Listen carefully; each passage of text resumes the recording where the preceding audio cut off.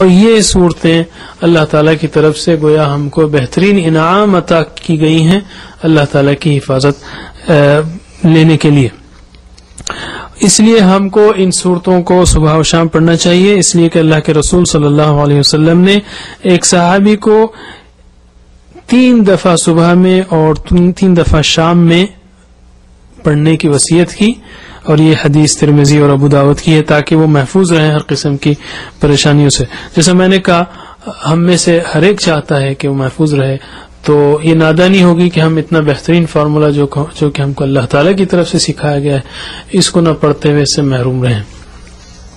اس میں شر سے پناہ مانگی گئی ہے، اور شر کا مطلب تکلیف یا مصیبت ہے، اور ہر وہ چیز جو تکلیف یا مصیبت کا سبب ہے. تکلیف اور مصیبت بھی ہے، اور ہر وہ چیز جو تکلیف اور مصیبت کا سبب ہے، جیسے کفر ہے، شرک ہے، اس لیے کہ ظاہراً یہ اتنی تکلیف دہ چیز نہیں ہے، لیکن اس کا نتیجہ استغفر اللہ جہنم میں ابد الآباد جلنے کا ہوگا، اس لیے یہ گویا تکلیف اور مصیبت کا بہت بڑا سبب ہے. میں اس کا ترجمہ پڑھتا ہوں. پہلے ترجمہ اس کا یہ ہے، کہہ دیجئے میں پناہ میں آتا ہوں صبح کے رب کی، ہر اس چیز کے شر سے جو اس نے پیدا کیا،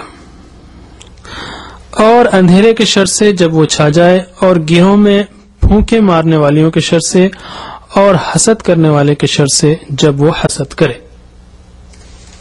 یہ جو ہے اس کا ترجمہ ہے.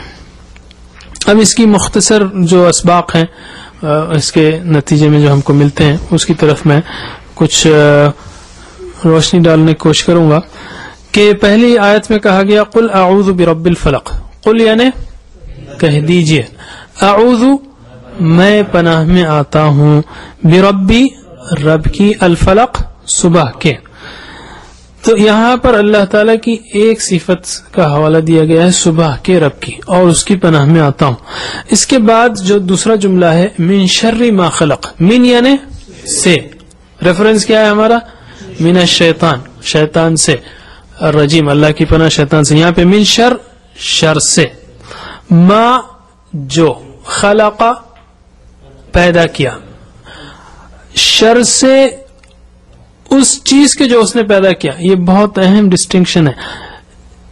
شر سے جو اللہ تعالیٰ نے پیدا کیا یہ نہیں کہا جا رہا اللہ تعالیٰ نے شر پیدا کیا اس کے شر سے نہیں، شر سے اس کے یعنی اس چیز کے جو اس نے پیدا کیا.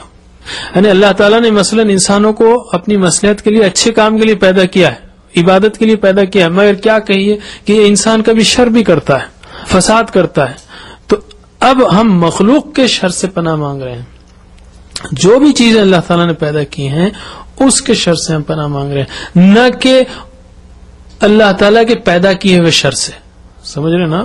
من شر ما خلق، شر سے اس چیز کے جو اس نے پیدا کیا.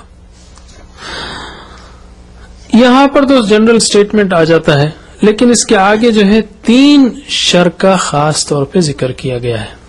3 شرور کا خاص طور پر ذکر کیا گیا. پہلا شر کون سا ہے؟ وَمِن شَرِّ، شر سے، غاسق، غاسق یعنی اندھیرا، اندھیرے کے شر سے، اذا وقب، وقب یعنی جب وہ چھا جائے. یہ پہلا. دوسرا کیا ہے؟ وَمِن شَرِّ النَّفَّاثَاتِ، اور شر سے